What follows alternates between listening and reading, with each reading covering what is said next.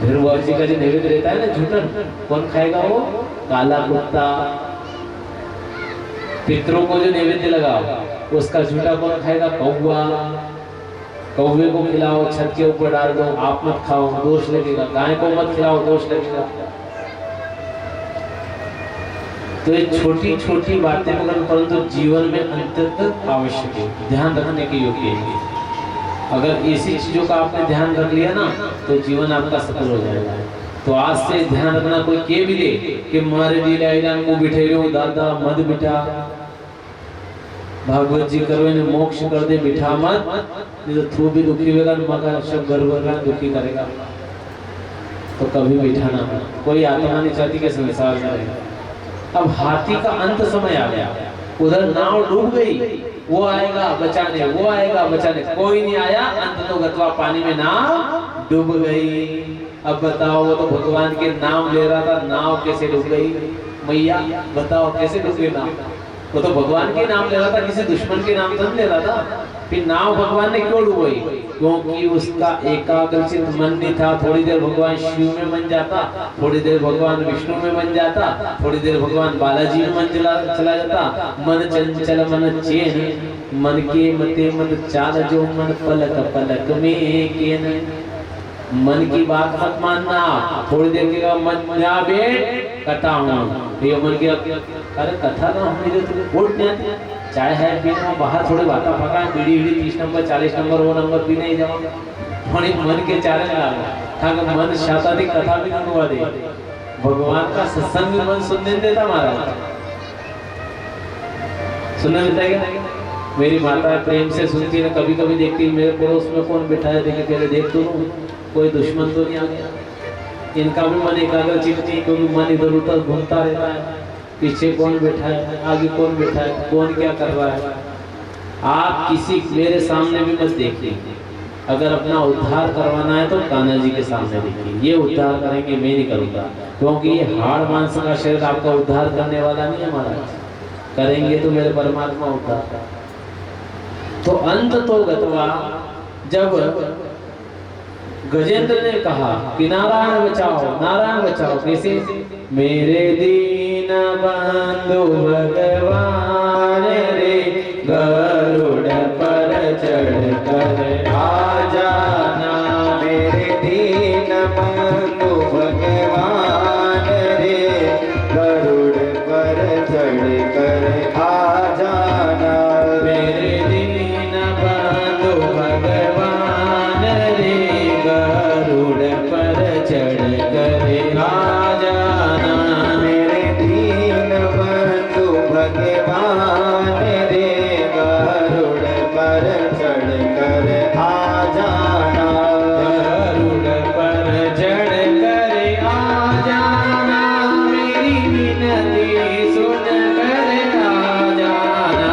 गरुड़ पर चढ़ कर आ जाना, मेरी विनती सुन कर आ जाना।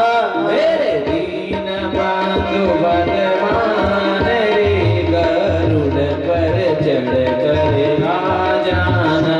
मेरे दीन बंधु भगवान रे, गरुड़ पर चढ़ कर आ जाना।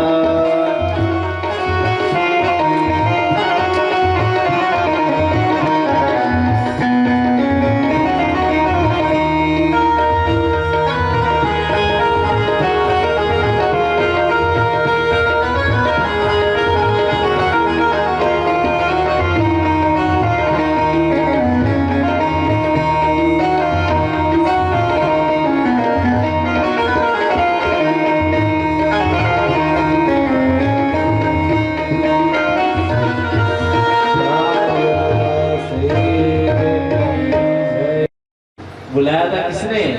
बुलाया था मैंने, और आपने ग्रह का मोक्ष कर दिया, जबकि मेरा मोक्ष होना था।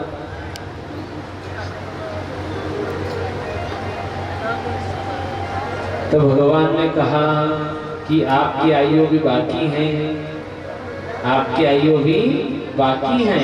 आयु अगर खत्म होती ना तो किसी को कुछ कहने की जरूरत नहीं पड़ेगी, आपको किसी से कुछ बोलने की जरूरत नहीं, अपने आप ही आत्मा का टिकट कट जाएगा।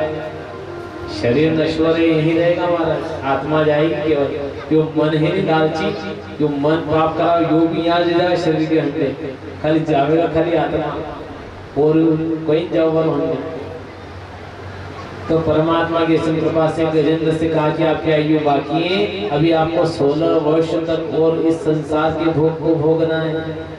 आप भोग को भोगिए आराम से, परंतु ये मेरा आशीर्वाद रहेगा कि जब आपकी मृत्यु होगी ना तो अंत समय में आऊंगा और तुमको ले जाऊंगा यहाँ से। कोई यमदूत नहीं आएगा महाराज, मैं खुद आऊंगा तेरे को लेने। ये भगवान ने गजेंद्र को आशीर्वाद दिया और गजेंद्र का इस प्रकार मोक्ष हुआ। बोलिए सांवरिया सेठ की जय। अब कथा आती है आगे समुद्र मंथन की। परमात्मा ने कहा कि जब देवासुर संग्राम हुआ था तो देवासुर संग्राम के अंदर जब युद्ध हुआ था ना तो राक्षसों ने क्या किया कि इंद्र के ऊपर धावा बोल दिया। इंद्र भगवान परास्त हो गए, इंद्र भगवान परास्त हो गए। अब परास्त हो गए ना महाराज,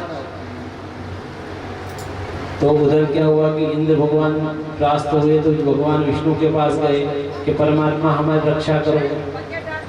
अच्छा, देवासुर संग्राम हुआ, उसका कारण क्या है, क्यों हुआ देवासुर संग्राम?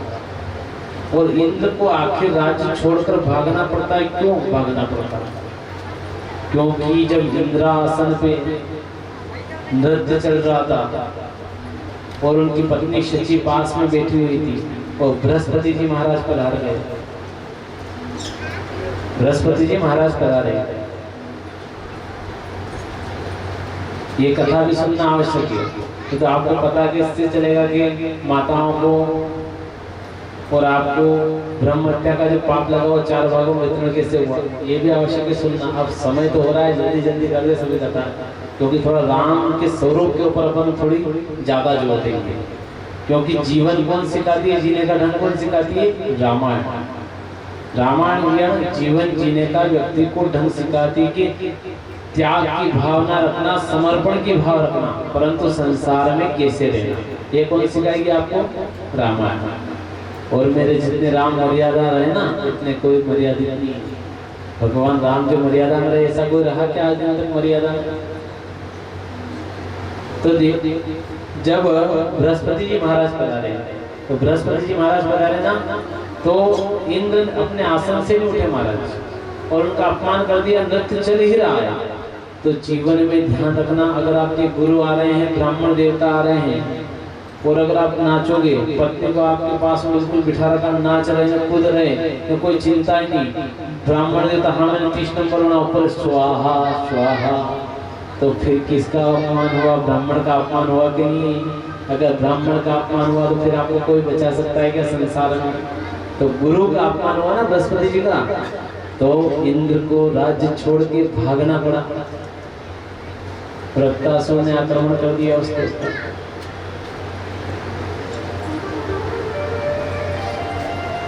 अब इंद्र महाराज जब हार गए, हारने के बाद में क्या हुआ?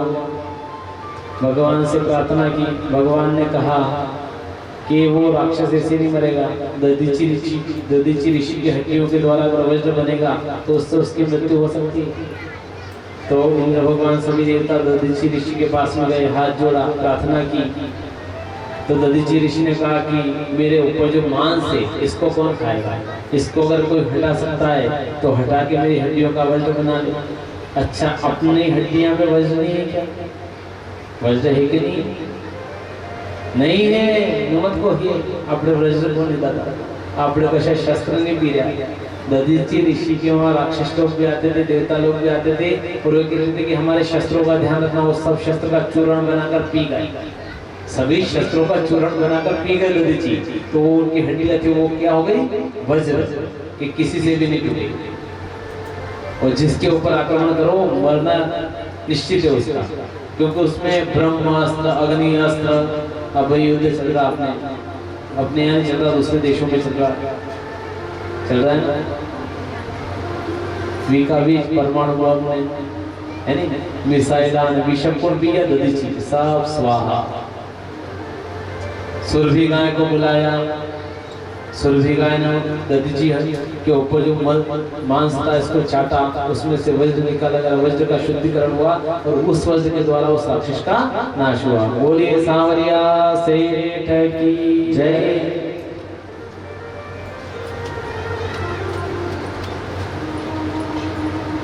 अब आगे कथाएं भी, एक ब्रह्म हत्या भी लगी थी इंद्र भगवान को, उनको 4 भागों में वितरण किया था।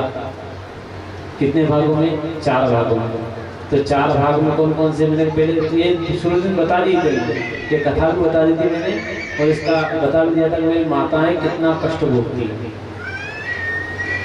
4 भागों में बटा था ब्रह्म हत्या का। एक तो पहला पानी के अंदर, जो पानी के अंदर बुदबुदे होते हैं वो ब्रह्म हत्या का पाप है। अग्नि के अंदर जो वो निकलती ना धुएं जैसी, वो ब्रह्म हत्या का पाप है। पर्वत के ऊपर जो बंजर रह जाता वो ब्रह्म हत्या का पाप है। और चौथा भाग मेरी माताओं के रज में स्थापित किया था। तो बताओ आपसे बड़े कौन है?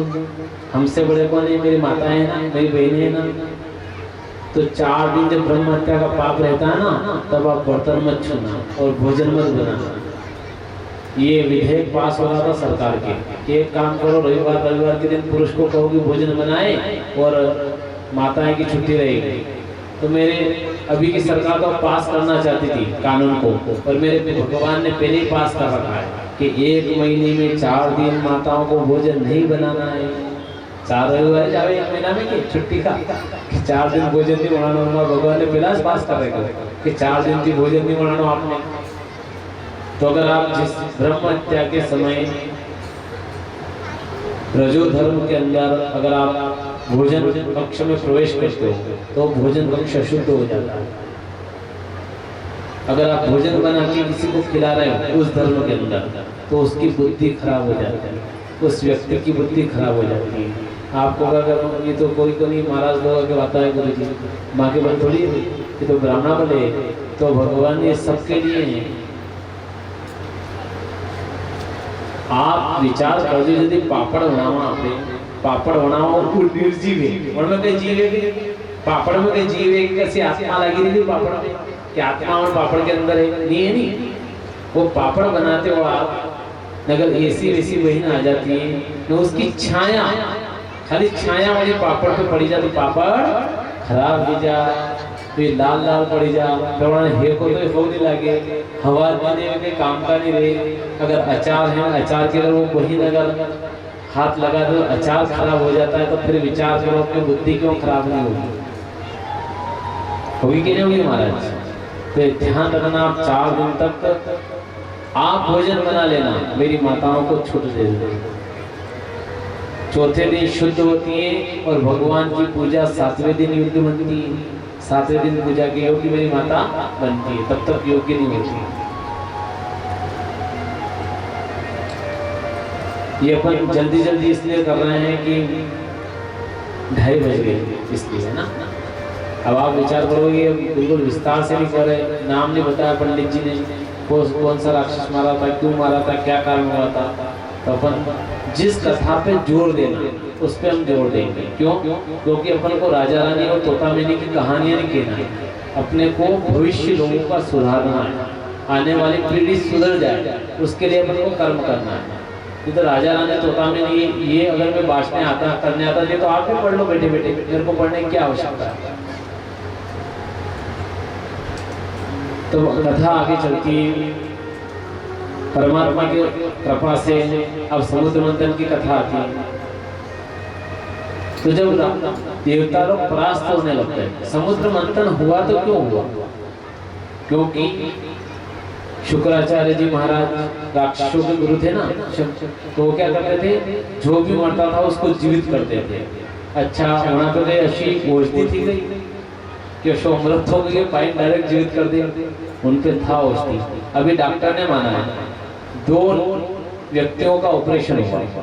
अखबार में भी आता है 2 व्यक्तियों को एक साथ सुलाया, ऑपरेशन किया गया। एक व्यक्ति की वह महामृत्युंजय जाप की ध्वनि चल रही थी बिल्कुल कम कम धीमे आवाज में, और एक व्यक्ति की कुछ भी नहीं चल रहा था। तो जो महामृत्युंजय मंत्र सुन रहा था ना, वो जल्दी रिकवर हो गया, बीमारी से जल्दी वो ठीक हो गया, और वो कम से कम 1.5 महीने बाद उसने पलंग छोड़ा और ठीक हुआ, और वो 10 दिन में ठीक हुआ। ये मेरे महामृत्युंजय मंत्र का कमाल है। कौन सा मंत्र? ओम ओम जुम स ओम ओम त्र्यंबकम यजामहे सुगंधिं पुष्टिवर्धनम उर्वारुकमेव वंदना मृत्युर्मुक्षीम अमृताद ओम स्वभूभु ओम सजुन ओम ओम। इस मंत्र का जाप करके सभी राक्षसों को जीवित करते गए। जो भी राक्षस मरता उसको वो शुक्राचार्य जी जीवित कर देते थे। अब देवता लोग हारने लग गए देवता लोग। कैसे जीते राक्षसों को? तो भगवान के पास में, भगवान मदद करो, कैसे भी करके हमको जिताओ, मदद करो हमारी। तो भगवान ने कहा कि जीवन में इंद्र ध्यान रखना, कभी गुरु का अपमान मत करना, कभी संतों का अपमान मत करना। जब किसी का अपमान करते तभी दुख आता है, अपने आप दुख नहीं आ जाता है। आपके जीवन में भी मैया कभी दुख आए ना, कभी दुख आए आपके जीवन में, तो विचार आप मन में कर लेना कि मैंने किसी ने किसी का तो अपमान किया है, या किसी ने किसी से तो मैंने झगड़ा किया है, या किसी अच्छे व्यक्ति से, सद्गुणी व्यक्ति से मैंने विद्रोह किया है, तो मेरे को दुख आ रहा है। समझ लेना दुख कब आता है? जब अपन किसी का अपमान करते हैं तब जाके दुख आता है। तो इंद्र भगवान से कहा कि एक काम करो, समुद्र मंथन करो, उसमें जो अमृत आएगा वो तुम पी लेना, तो आप अजर अमर हो जाओगे। कि राक्षसों को कौन बनाए, कि राक्षसों का राजा कौन है? कि बलि। कि नारद जी को भेजो बनाने के लिए। नारद जी गए बलि राजा के पास में कि राजन भगवान की आज्ञा है। अब राजा बलि नारायण की आज्ञा को टालेगा क्या? क्योंकि वो नौकरी कर रहे हैं वहाँ 4, भगवान कर रहे हैं ना, नौकरी तो नहीं टालेगा ना। कि नारायण की आज्ञा है कि समुद्र मंथन करो मानव कल्याण के लिए, यूं नहीं किया हमारे अमर होने के लिए। क्या कहा उन्होंने नारद जी? तो नारद जी को याद है कि शास्त्र को कैसे हैंडल करना है। नारद जी को पता है आपने भी कोई आदमी कल की बात नहीं माने, बहुत बार होता है एक अशो आदमी जो कल की बात नहीं माने, और एक आदमी यूं करना है तो खड़ दिन की बस बोल जुड़ेगा। तो इस प्रकार नारद जी की बात सब मानते थे। देव ऋषि थे ना, संत महात्मा थे ना, तो कोई उनका अपमान नहीं करता था। अच्छा, नारद जी कि किसी से भी युद्ध हुआ तो बताओ मेरे को। रावण के पास भी जाते थे नारद जी, और नारायण के पास भी जाते थे। कभी रावण ने नारद से युद्ध किया क्या? मेघनाथ के पास भी जाते थे, लक्ष्मण के पास भी जाते थे। कभी नारद जी से युद्ध हुआ कि किसी का? कंस के पास में जाते थे, कृष्ण के पास में जाते थे, कभी युद्ध हुआ क्या? क्योंकि वो महात्मा है, संत है, उनसे युद्ध करके क्या मिलेगा? वो अपने कहावत आती है ना कि संताती महात्माती अगर लड़ा राखोड़ा पाती आगा उदय पाते होगा आगा राखोड़ पाती आगा कहीं जाओगा। तो नारद जी गए राजा बलि के पास कि राजन भगवान की आज्ञा समुद्र मंथन करना है। कि साहब अगर भगवान की आज्ञा चलो कर देते समुद्र मंथन। अब समुद्र मंथन किया ना, तो समुद्र मंथन पर्वत को लाया गया, पर्वत के द्वारा समुद्र मंथन का, मेरु पर्वत के द्वारा समुद्र मंथन का हो रहा था। उस समय क्या वो पर्वत टिक नहीं रहा था, अंदर जाने लग गया। और अब क्या हुआ कि देवता ने कहा कि हम बलशाली, राक्षस कहें कि हम बलशाली। तो ये अपोजिट पार्टी है कि एक आड़ी दूसरी पार्टी ने, एक आड़ी दूसरी पार्टी, वो आगे का मुंह काम कर रही है, दूसरी क्या बनी जो गलत कर रही है मुंह काम कर रही है। आज भी चलती है पार्टी पॉलिटिक्स, आज भी चलती थी, पहले भी चलती थी, है ना। तो देवताओं ने कहा कि सांप का मुंह हम पकड़ेंगे, ने सांप का मुंडो पकड़ेंगे। देवता पूछना राक्षसा ने पकड़ेंगे। अबे वो सांप यदि मंथन चाले नहीं और विष निकले सांप के मुख में दी, शेषनाग के मुख में दी, 5 महीना में विष निकले तो आधा देवता मरवा लग गया। उन्हें विष थी जल्दी जल्दी भस्म वाला के देवता। नारद जी गए राजा बलि के पास में कि देखो राजा, शक्तिशाली देवता है कि तुम हो। राजा ने कहा शक्तिशाली तो मैं हाँ साहब, देवता तो निर्बल है, शक्तिशाली तो हम हैं, देवता लोग निर्बल है। कि फिर विचार करो, शक्तिशाली ने क्या रहना चाहिए? जे वजन ज्यादा है वे शक्तिशाली रहना चाहिए, जो कमजोर लोग हैं उन्होंने कमजोर रहना चाहिए। तुम्हारे यहाँ गलत हो रहा महाराज, देवता पात्रा पात्रा कमजोर अनाने मुंडो पकड़ी दो तो भारी चले भी जो नाती और थाने हल को पकड़ ली पूछ तो हिसाब से तो जब समुद्र मंथन हुआ तो इतिहास क्या कहेगा? इतिहास कहेगा कि राक्षस लोग इतने कमजोर थे। इतिहास क्या कहेगा कि राक्षस लोग इतने कमजोर थे ना तो छोटी पूछ पकड़कर बैठ गए, और देवता इतने बलशाली थे ना तो मुंह पकड़कर खींच रहे थे। अब आइए बात में राक्षस लोग कि यार आप लोग इतिहास अपना अनुभव नहीं किएगा तो उन्होंने जो एक काम करो, एक काम कीजिए, देवताओं से कह दो कि वो पूछ पकड़ लो और हम मुंह को पकड़ेंगे। अब मुंह को वापिस राक्षसों ने पकड़ाना, मंथन चालू हुआ तो मेरु पर्वत अंदर जाने लगा। अब जाने लगा तो उसको धारण कौन करे? किसने किया धारण? भगवान नारायण से प्रार्थना की देवताओं ने, परमात्मा पधारो और इस पर्वत को ग्रहण करो, अंदर चला जाएगा, समुद्र में अंदर चला जाएगा, इसको रोकिए। तो भगवान कच्छप अवतार लेते हैं, बोले कच्छप भगवान की जय, और अपने पीठ के ऊपर मंदराचल पर्वत को धारण करते हैं। और मंदराचल पर्वत को धारण करके जब समुद्र मंथन प्रारंभ हुआ ना महाराज, तो सबसे पहले क्या निकला उसमें? क्या निकला?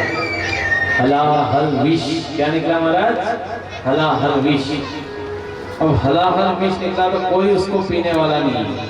कोई पीने वाला है कि हलाहल विष को? कोई भी पीने वाला नहीं है। सभी से प्रार्थना की कि इस विष को पी लो, परंतु कोई विष के पास नहीं आ रहा है, कोई उस विष को पीना नहीं चाहता है। अंत तो गतवा भगवान भोलेनाथ से प्रार्थना की, क्योंकि जहर को हरण करने वाले कौन है महाराज? भगवान भोलेनाथ। और मेरे को बताना, आज भी अगर किसी के जहर बिच्छू काट ले या सांप काट ले तो कौन हरण कर सकता है? कौन करेगा बताओ मेरे को? या तो नारायण या भगवान शंकर। अपने ताल के पास में एक स्थान है मनोनिया महादेव। क्या है? मनोनिया महादेव का स्थान है। वहाँ जाना, जब फसल कटती है ना उस समय वहाँ केस बोलते हैं उसको। क्या आते हैं वो? क्या बोलते हैं? वो केस आ गया। किसी को सांप काट दे रहा तो क्या बोलेंगे? केस आया। बिच्छू ने काटा, केस आया। और वहाँ क्या होता है हमारा?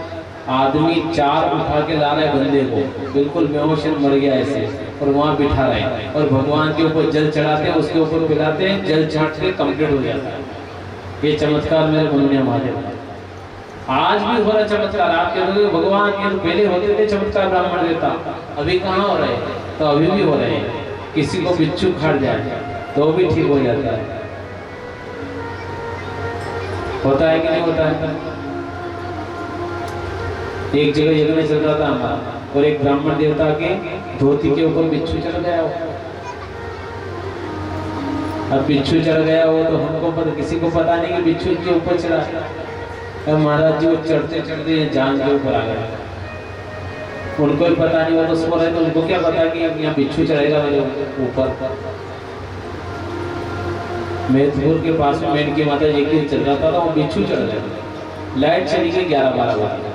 अब उसको काटा या डंक मारा उस बिच्छू ने ना, तो आपको पता है, मेरे को तो पता है, बिच्छू डंक मारता है तो कितना मतलब आदमी ढूंढ नहीं पाता, ऐसा दर्द होता है ना।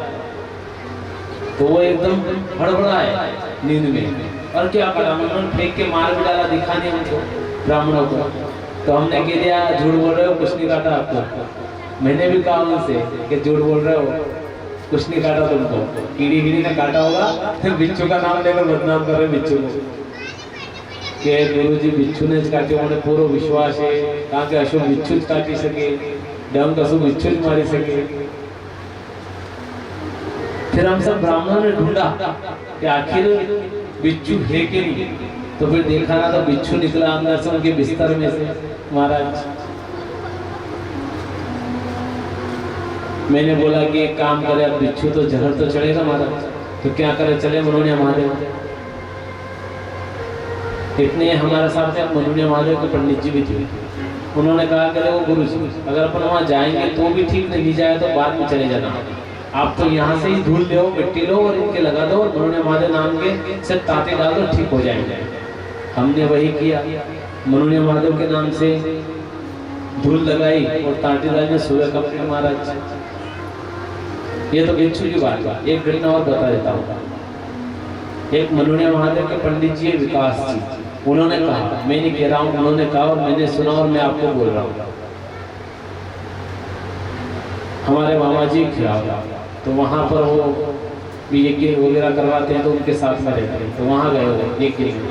तो शाम के वक्त हमारे मामा जी का लड़का और वो दोनों खेत पर जा रहे थे।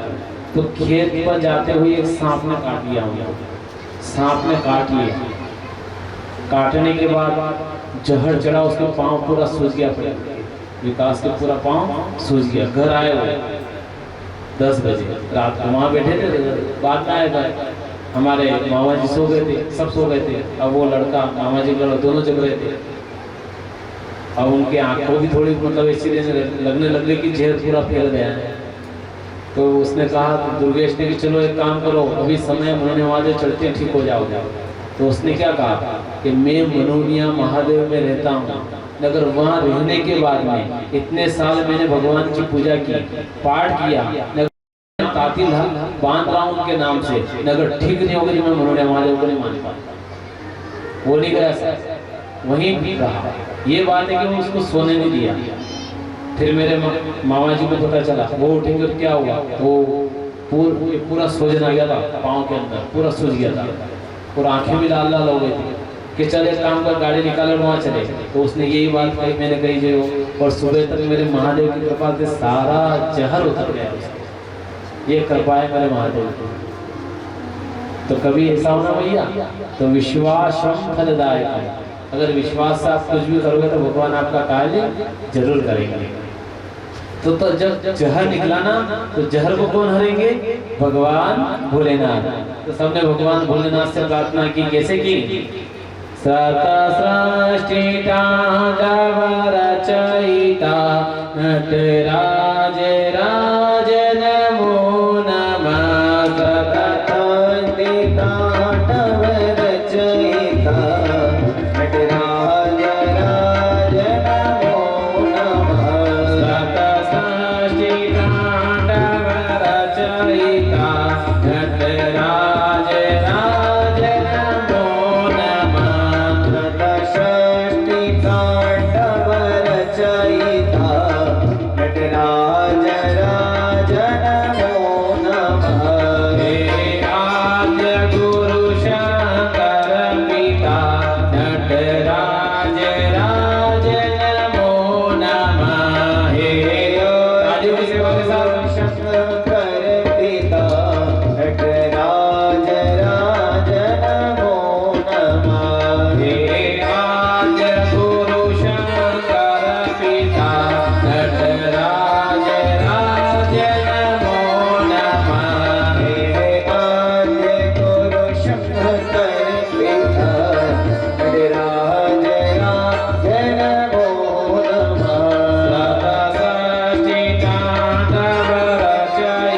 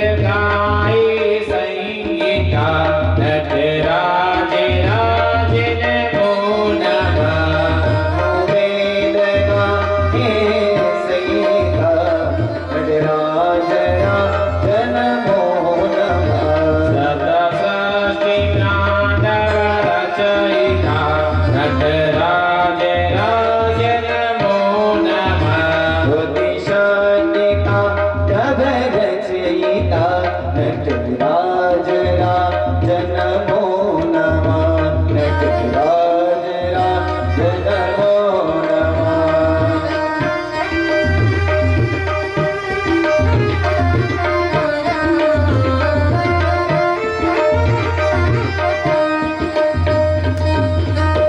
सावरिया सेठ की जय जय। तब विष जो निकला ना तो भगवान भोलेनाथ उसको पी गए। तो सभी देवताओं ने कहा कि भगवान आप इतना बड़ा काम कर गए, इतना बड़ा विष पी गए, कितना बड़ा काम कर दिया आपने। तो भगवान भोलेनाथ क्या कर रहे कि मैंने कुछ नहीं किया है। किसकी कथा है माताओं, किसकी कथा है? भगवान की क्या आपकी? मेरे को तो आपकी लग रही है।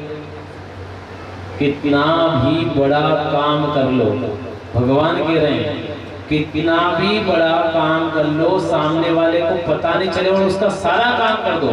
तो जब सामने वाला आपसे कहे ना कि देख दादा थूनी बेचो तो मेरा मांडो अधूरा ले जाती है, थूनी बेचो तो मेरी शादी अधूरी ले जाती है, तो यूँ कहना कि साहब मैंने कहीं नहीं की, तो करवा वाला तो परमात्मा है। तो भगवान क्या कह रहे हैं मैंने कुछ नहीं किया है। सब बड़े कर रहे हैं ना भगवान की, देवता लोग स्तुति गा के नड़ गए ना, बोल दिया ना मेरे को बड़ा ही नहीं चाहिए महाराज, मेरे को बड़ा ही नहीं चाहिए, मैंने कुछ नहीं किया है। तो भगवान आपने इतने बड़े विष को पचाया कैसे? विष को पचाया कैसे अगर आपने नहीं किया? तो मेरे आराध्य प्रभु श्री राम ने क्या कहा? उन्होंने कि मेरे आराध्य प्रभु राम है ना, उन्होंने इस विष को पचाया। मेरी ताकत नहीं कि मैं इस विष को पचा लूं। अब जो सारे विष को हरने वाले हैं वो क्या कह रहे हैं कि मेरी ताकत नहीं कि मैं इसको बचा लूं। तो ये भगवान कह रहे हैं कि व्यक्ति कितना भी बड़ा काम कर लेना, तो अगर ये मत कहना कि मैं नहीं होता तो ये तेरा काम नहीं होता। जिस दिन मैं कह के ये कह ना मैं नहीं होता तेरा काम नहीं होता, उस दिन भगवान भोलेनाथ कह रहे कि उसकी पतन की सीढ़ी प्रारंभ हो जाती है, पतन की ओर चल पड़ता है वो व्यक्ति जो कहता है ऐसा कि भगवान आपने बचाया तो इस विष को कैसे बचाया बताओ? कि मैंने राम रक्षा स्त्रोत के द्वारा इस विष को बचाया। तो देवता लोगों ने कहा कि हमें भी दे दो मंत्र। अब ये गुणा भाग करके चलेंगे तो बहुत समय लगेगा, मैं गुणा भाग करना चाहता। वो ब्राह्मण गुणा भाग करते इसमें कि इतने देवता ने एक बार लिए, फिर इतने देवता ने एक बार लिए, फिर इतने देवता ने एक बार लिए, और अंत समय में एक मंत्र रह गया, राम रामेति रामेति रमे रामे मनोरमे सहस्रनाम तत्तुल्यम् राम नाम वरानने। उसमें से भी 9 शब्द देवताओं ने ले लिए, फिर वितरण हो गए। तो भगवान भोलेनाथ ने एक शब्द बचा था, कौन सा? राम। तो राम के द्वारा उन्होंने सारे विष को पचा लिया। तो फिर देवताओं ने क्या कहा कि भगवान अगर विष को आपने पचाया है तो आपने मैया वो माता सबको मिलेगी प्रसाद। अभी समय है, अभी तो हमारे भगवान राम भी नहीं आए हैं। भगवान राम आएंगे तो भगवान खाना बना देंगे, टेंशन मत लीजिए ना।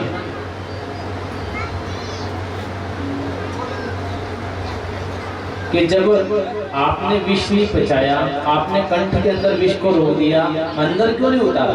कि अंदर इसलिए नहीं उतारा क्योंकि जिसने पचाया है विष को वो स्वयं यहाँ बैठा हुआ है। राम भगवान स्वयं में हृदय में विराजमान है, इसलिए मैंने विष को अंदर जाने दिया। अब आगे समुद्र मंथन हुआ, पारिजात वृक्ष निकला, घोड़ा निकला, वो वापिस राजा बलि को दे दिया। फिर हाथी निकला, वो महाराज इंद्र को दिया। हाथी कौन सा है पहले बताया मैंने आपको। हाथी कहाँ से प्राप्त होगा? इंद्र को श्राप लगा था ना हाथी को, और वही हाथी का मुंह भगवान गणेश को लगाया था ना, ऐरावत हाथी का। तो वो गणेश का सिर कहाँ गिरा था? समुद्र के अंदर। और जब ये सिर काटा भगवान ने तो धड़ कहाँ गया? समुद्र के अंदर। दोनों कहाँ गए? समुद्र के अंदर। तो उसी के अंदर से फिर ऐरावत की उत्पत्ति,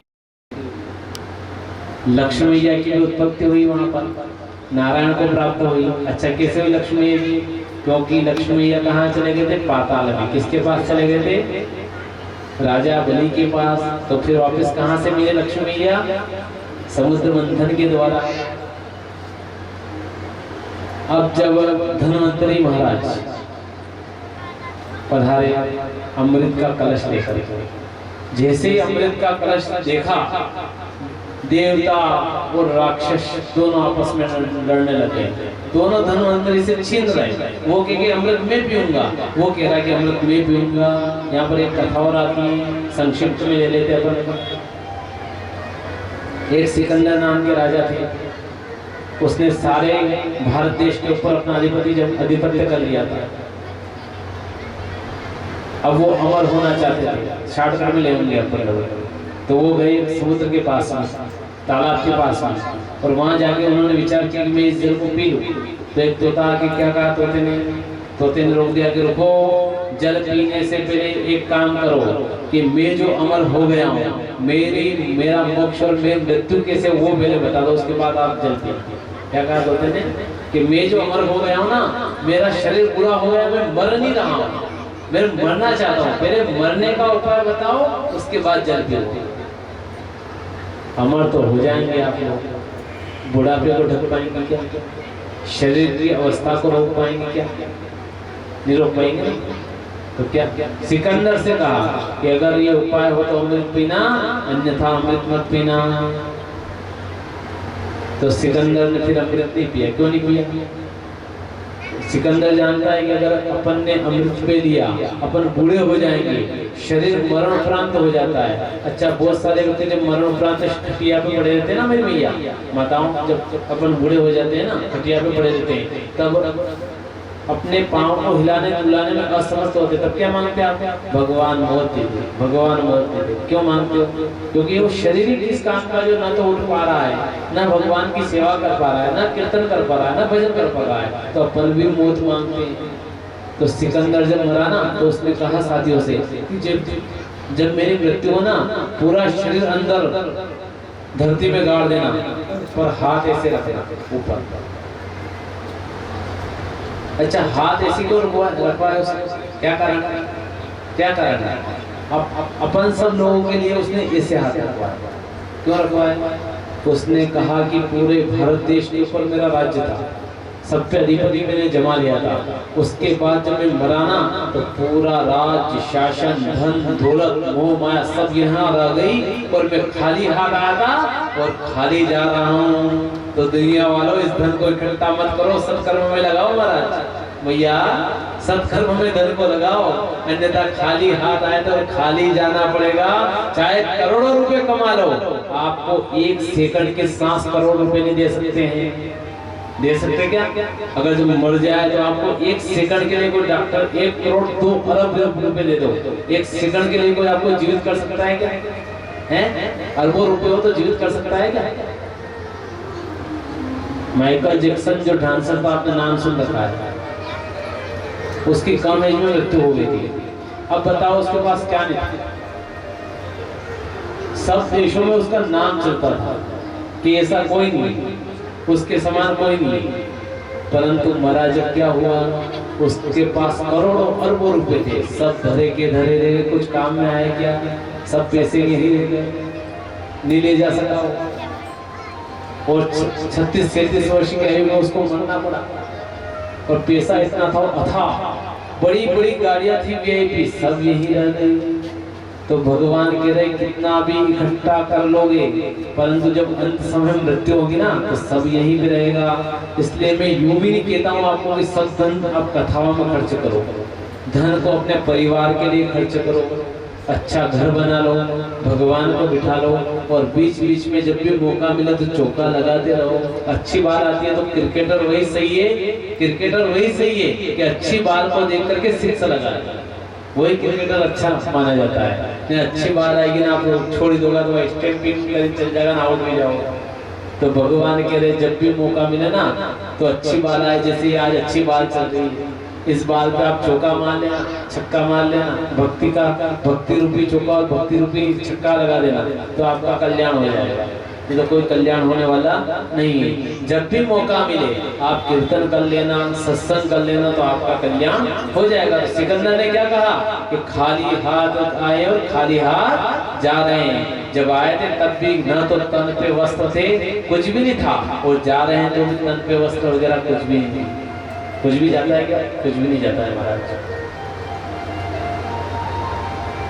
तो जब देवता और दानव दोनों लड़ रहे थे तो भगवान विष्णु से प्रार्थना की देवताओं ने, भगवान राक्षस बलशाली हैं, सब अमृत पी जाएंगे और हमने मंथन किया वो काहे के लिए किया, भगवान कैसे भी करके अमृत मेरे को पिलाओ। तो वहां पर भगवान मोहिनी रूप धारण करते हैं। वो शिव कथा तो मैंने उसमें बता दी थी, वो डबल नहीं बताएंगे आपको, कि मोहिनी रूप में शिव जी मोहित हो गए थे और बालाजी का जन्म हुआ। तीन बालाजी के, हनुमान जी महाराज के तीन पिता है, वो मैंने कथा आपको सुना दी।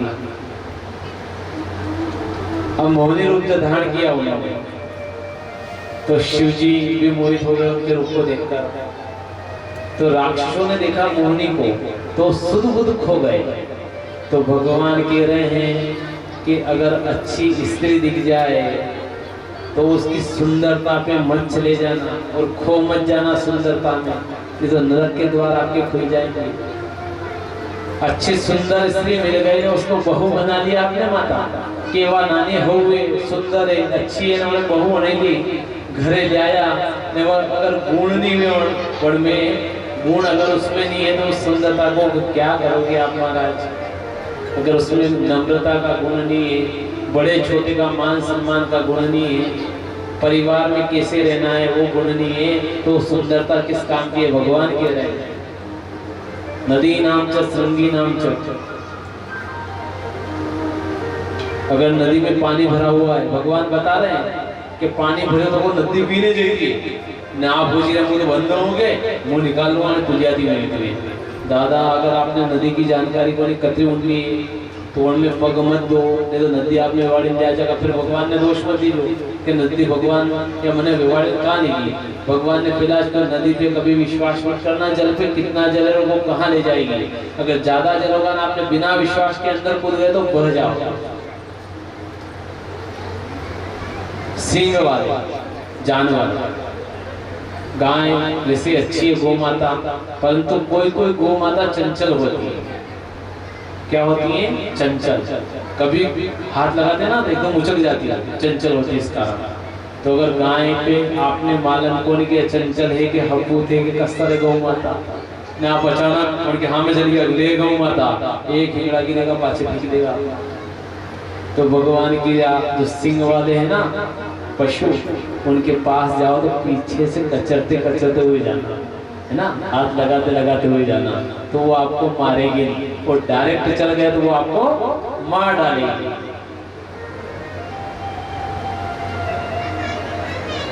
विश्वासो न कर्तव्यम स्त्री राज कलेषु च, जितने भी राजा हुए कलेश हुआ किनके कारण हुआ महाराज बताओ। मेरे को कथा सुना दी मैंने, कलेश जिन राजाओं के वहां हुआ, राजाओं को प्राण त्यागना पड़ा। किसके कारण त्यागना पड़ा? स्त्रियों के कारण, द्रौपदी मैया के कारण युद्ध हो गया, महाभारत, इधर केकई के कारण रामायण खड़ी हो गई है। तो भगवान कह रहे हैं कि किसी स्त्री के पास जाओ, अगर आप उसको जानते नहीं हो, पहचानते नहीं हो, अगर आपको उसका ज्ञान है कि ये कैसी स्त्री है, ये बहन कैसी है, अगर आप अचानक उससे बातें करने लग गए तो वो गलत है। अगर आप जानते हो पहचानते हो तो स्त्री से बात करना, अगर आपके रिश्ते में नहीं तो बात मत करना महाराज, ये शास्त्र कह रहा है। अगर आपकी पहचान है ना तो उन माताओं से बात मत करना डायरेक्टली। आप एक पुलिस का भी आया इसमें, राज कलेश, राजा के जो सिपाही लोग होते ना, मंत्री लोग होते ना, तो आज के राजा कौन है? प्रधानमंत्री, मुख्यमंत्री, आना का सिपाही कौन है? पुलिस वाला। पुलिस वाला पर कभी विश्वास मत कर दो। अब कहानी कर तो भगवान ने ध्यान से सुनो कथा कि पुलिस पे कभी विश्वास मत करना। जो आपके अंडे रोज रहे शब मन की बात आपने बता दी कि मन पे यो है न यो है न यो है। एक दिन रोज पुलिस वालों आगा के लिए भाई क्या पड़े बता दो ने डायरेक्ट आपके हाथ कड़ी धागी ले जाएगा, बोले कतरे बड़ो मित्र होगा तो कहानी जाएगा तुम्हारा 2 स्टार लग जाएगा, उन्हें चलकर में आपने जेल भी जाएगा। तो कभी पुलिस वालों पे आप विश्वास मत करना, ये कथा के रही महाराज। तो मोहिनी के रूप में भगवान ने समझाया राक्षसों को नहीं समझ में आया, तो भगवान ने कह दिया कि मैं समझा रहा हूँ, तुम्हारे समझ में नहीं आ रही है, तो अब अगर तुम्हारे साथ कुछ गलत हो जाए तो कल से मुझे दोष मत देना कि मोहिनी ने मेरे को अमृत नहीं पिलाया। बता दिया भगवान ने कि मैं समझा रहा हूँ, विश्वास मत करो मेरे ऊपर, मैं आपको अमृत नहीं पिलाऊंगी, कि कोई बात नहीं, बस मैं हमारे सामने खड़ी रहो और सामने हमको देखती रहो। क्या कह रहे राक्षस, तो हमको देखती रहो और हमारे सामने खड़ी रहो कि मैं आपको मदिरा पिला दूंगी, ये स्वीकार है। भगवान ने को तथास्तु, अब यह बात मोहनी की रहो, आपने क्यों बात को पाई रहो। भगवान की कोई गलती नहीं, भगवान ने पहले सब छुटा लिया था उनसे, वो तो बिल्कुल खो गए मोह में। अब पंगत बनाने बोला, पंगत बनाओ, पंगत लगा दी साथ। पंगत की संगत होती है, पंगत का बहुत असर पड़ता है। अच्छी पंगत में बैठोगे तो आपकी इज्जत रहेगी, नहीं गलत पंगत में बैठ जाओगे तो कोई इज्जत करेगा क्या महाराज? क्यों माता? अगर गलत स्त्री के साथ में बैठ गए तो कोई इज्जत करेगा आपकी? नहीं करेगा ना भैया। तो अच्छे लोगों के साथ में रहो, संस्कारी लोगों के साथ में रहो। तो एक तरफ तो देवताओं की पंगत लग गई, एक तरफ राक्षसों की पंगत लग गई। अब मोहिनी में के रूप में भगवान देवताओं को तो अमृत पिला रहे हैं और राक्षसों को क्या पिला रहे महाराज? क्योंकि समुद्र मंथन में से एक चीज निकली थी, मदिरा निकली थी ना। किसके लिए निकली थी? राक्षसों के लिए, कि राक्षस पिएंगे इसको और खुश रहेंगे, है ना। राक्षसों के लिए मदिरा और मानव के लिए तो अमृत है महाराज। कौन सा? राम नाम रूपी अमृत। कौन सा? राम नाम रूपी अमृत। अब सभी देवता पी रहे थे। उस समय क्या हुआ कि एक राहु नाम का राक्षस था, उसने विचार किया कि हमारे साथ में छल हो रहा है, हमको तो भगवान मदिरा पिला रहे हैं मोहिनी, और उनको देवताओं को अमृत पिला रही है। तो राक्षस था परंतु अच्छी पंगत में आके बैठ गया महाराज। ये देख लो पंगत का कितना असर होता था। वो राक्षस और चंद्र और राहु के बीच में आकर बैठ गए। चंद्र और सूर्य के बीच में राहु बैठे, सूर्य भगवान और चंद्रमा के बीच में राहु राक्षस आके बैठ गए। अब जैसे ही सब अमृत पी लेते ना, तो जैसे ही राहु देखते ने अमृत लिया और पीने वाला था, और सूर्य और चंद्र ने कह दिया भगवान रुक जाओ, क्या कर रहे हो राक्षस? इतने तो आधा अमृत तो धड़ के अंदर चला गया और आधा मुख के अंदर रह गया राहु का। और भगवान ने चतुर्भुज रूप धारण करके सुदर्शन चक्र के द्वारा राहु का सिर अलग कर दिया। परंतु अच्छी पंगत में बैठने के कारण वो देवता तुल्य हो गया था, तो सिर भी अमर हो गया और धड़ भी अमर हो गया। पहले कितने ग्रह थे महाराज अपने? सूर्य चंद्र मंगल बुध शुक्र शनि, 7 ग्रह थे। कितने थे? 7। अब ग्रह कैसे बढ़े? ग्रह बढ़े ना, 2 ग्रह और बढ़ गए, 9 ग्रह हो गए। तो राहु ने कहा सूर्य और चंद्र तुम्हारे कारण मेरा सिर से धड़ अलग हुआ है, हम तुमको कभी नहीं छोड़ेंगे, हर साल तुमको ग्रसित करेंगे। अच्छा ग्रसित करते हैं कि नहीं करते हैं? मैं बताता हूँ किसे ग्रसित करते हैं। अपन कहते हैं ना कि सूर्य ग्रहण हो गया, राहु भगवान ने सूर्य को ग्रसित कर दिया, ये सूर्य ग्रहण। चंद्र ग्रहण हो गया, राहु भगवान ने चंद्रमा को ग्रसित कर लिया, ये चंद्र ग्रहण। तो उस दिन से श्राप लग गया था और उसी दिन से ये सूर्य ग्रहण और चंद्र ग्रहण प्रारंभ हुआ। पहले नहीं होता था सूर्य का ग्रहण और चंद्र का ग्रहण। तो फिर उस दिन सूर्य ग्रहण के दिन क्या करना चाहिए? भगवान ने कहा कि सूर्य भगवान को जब राहु ग्रसित करते हैं ना, तो सूर्य भगवान की शक्तियां खत्म हो जाती है।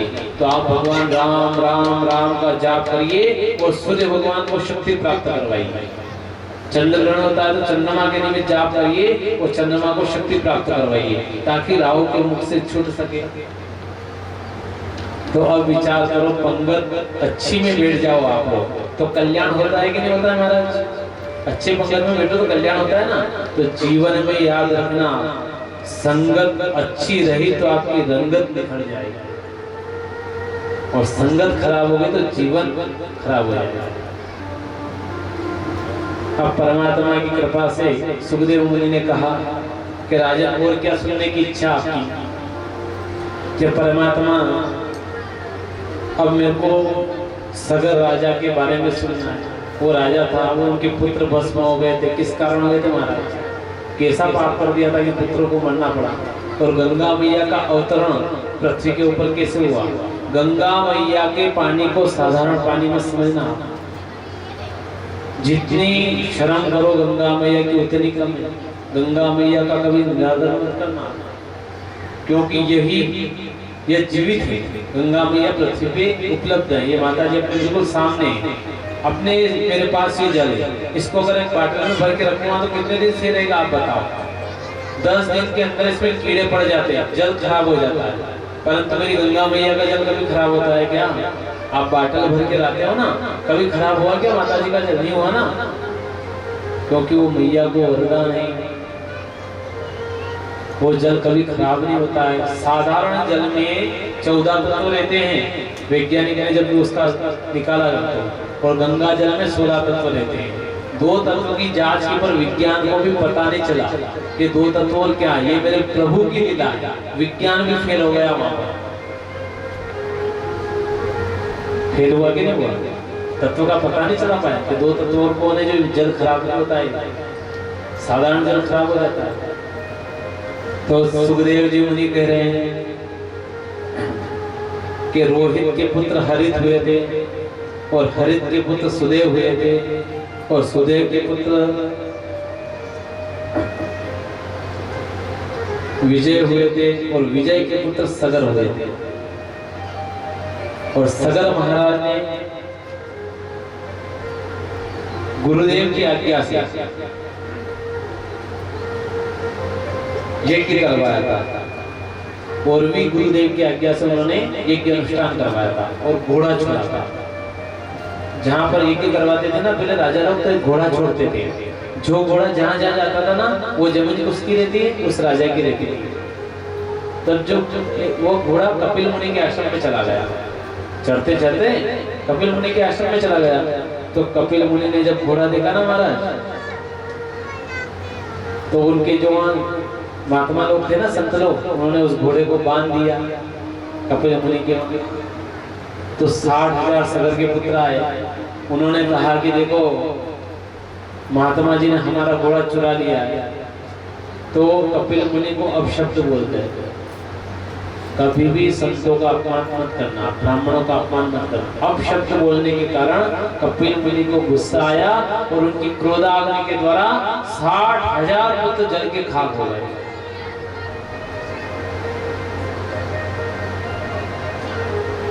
माता, पिता, गुरु, ब्राह्मण, संत, साधु। तो इस संत साधु का मैंने पहले समझा दिया, संत अलग है भैया और साधु अलग है। तो इनका कभी अपमान मत करना। अब जब 60,000 पुत्र मारे गए, तो उनके उद्धार के लिए उनकी पीढ़ी दर पीढ़ी अंशुमान भगवान ने प्रार्थना की गंगा मैया से। अंशुमान राजा ने प्रार्थना की, हे गंगा मैया पधारो, हे गंगा मैया पधारो, और मेरे पूर्वजों का उद्धार कर। और आज भी गंगा जी जाते तो उद्धार होता है महाराज, होता है कि नहीं होता है? मैं बता दूं आपको कैसे होता है उद्धार। सभी व्यक्ति गंगा जी में जा रहे हैं, स्नान करके आ रहे हैं, सब उद्धार हो गए। अनेक प्रकार से अतरा पापी लोग हैं, अतरा पाप करी करे दे जा अपना नहीं मालूम कौन कतरा पाप किया। जब गंगा मैया में स्नान करेगा तो उद्धार भी जाएगा।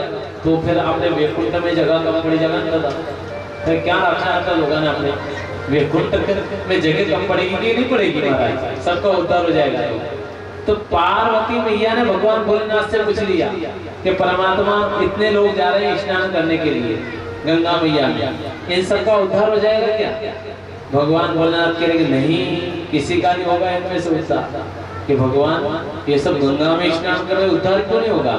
कि उद्धार उसी का होगा जिसने सच्ची श्रद्धा से गंगा में स्नान किया और विचार कर लिया कि मैं इतना बड़ा पापी था भगवान, परंतु स्नान करने के बाद सारे पाप खत्म हो गए, उसी का उद्धार होगा। आजकल क्या हो रहा है, ये गाड़ियां उठती है ना, अपन तीर्थ जाते हैं, गाड़ियां पलट रही है। क्यों पलट रही है? तीर्थ में नहीं जा रहे आप, भगवान के दर्शन करने जा रहे हैं क्या? संत मिलन को चालिए तजमाया विमान, जो पग आगे धरो त्यो यज्ञ समान, है ना? किसी के घर पे जा रहे हो भगवान के, तो बिल्कुल मोह माया कपट को छोड़ कर जाओ आप। इनको साथ में उठा के मत जाओ, ये तो उद्धार होने वाला नहीं। तो भगवान भोलेनाथ ने कहा पार्वती से कि पार्वती उद्धार नहीं होगा, इनके नहीं कहा। पार्वती ने कहा कि ऐसा क्यों भगवान पे गंगा मैया को क्यों लाया, पृथ्वी पे क्यों भेजा अगर उद्धार नहीं हो रहा तो? कि चलो अभी देख लेते हैं किसका उद्धार हो रहा है। भगवान भोलेनाथ बन गए कोड़ी। क्या बने? कोड़ी का रूप धारण किया भगवान भोलेनाथ ने। मार्केट के पुराण के अंदर कथा है, भागवत जी में नहीं है। आप विचार मत करना भागवत जी से मैं ले रहा हूँ, अनंत से ले रहा हूँ, इसमें नहीं है, ठीक है ना। तो भगवान बने भोलेनाथ कोड़ी कि चलो गंगा मैया के वहां चलते हैं। और पार्वती मैया ने सुंदर स्त्री का रूप धर लिया। अब भगवान भोलेनाथ बैठे हुए हैं, पार्वती मैया खड़ी हुई है, सब आ रहे स्नान कर रहे हैं, हर हर गंगे करके निकल के बाहर जा रहे हैं। अब पार्वती मैया कह रही है भैया कृपा करिए, मेरे पति को कोढ़ हो गई है ना, तो अगर आपका सब पाप भूल गया हो ना तो मेरे पति के हाथ लगा दो, तो इनकी कोढ़ समाप्त हो जाएगी और अच्छे हो जाएंगे। तो दो चालो सुंदर स्थान है, हमको फटाफट हम बताओ क्या करना भाई, कि हाथ लगाना। रुको, हाथ तो लगा रहे हो, परंतु अगर आपका पाप बाकी रह गया है तो ये कोढ़ आपको हो जाएगी। अगर पाप बाकी रहेगा तो कोढ़ करेगा, आप लोगों को कोढ़ भी जाएगा। अब सब स्नान कर रहे हैं, कोई भोलेनाथ के हाथ नहीं लगा, कोई घोड़े नहीं जा, अश्विनी कोढ़ मां की नहीं जा। अब अंत तो गतवा एक बूढ़ा व्यक्ति आया, उसने स्नान ध्यान किया, हर हर गंगे कहा। पार्वती मैया ने उनसे भी कहा कि आप मेरे पिता तुल्य हो, अगर आपके पाप धुल गए हो तो मेरे पति की कोढ़ मिटा दो, अगर आपके पाप रह गए तो पहले तो आप कोढ़ हो, फिर कोढ़ भी आपको हो जाएगी महाराज। उन्होंने कहा कि देखो भैया, देखो बहन, देखो बेटी, अभी तक तो मैंने पाप अनेक किए थे, मैं पापी था, परंतु मैं जब गंगा में स्नान किया ना, इस निर्मल जल को ग्रहण किया ना, तो मेरे सारे पाप खत्म हो गए। क्या कहा भैया? सारे पाप खत्म हो गए, तो मैं आपके पतिदेव के आराम से हाथ लगा सकता हूँ। तो उस बूढ़े व्यक्ति ने भगवान को, भोलेनाथ को हाथ लगाया और भोलेनाथ बिल्कुल कंप्लीट हो गए साहब। दोनों कैलाश पर आए। पार्वती बता किस किस का उद्धार हुआ आज? पार्वती मैया ने कहा कि हजारों लोग आए थे गंगा में स्नान करने, सब पाप लेकर गए हैं। क्या कहा पार्वती मैया ने? सब पाप लेकर गए, किसी का उद्धार नहीं हुआ महाराज। पतिदेव किसी का उद्धार नहीं हुआ, केवल उस बूढ़े व्यक्ति का उद्धार हुआ और उसी को वैकुंठ की प्राप्ति होगी और बाकी सब नरक में जाएंगे।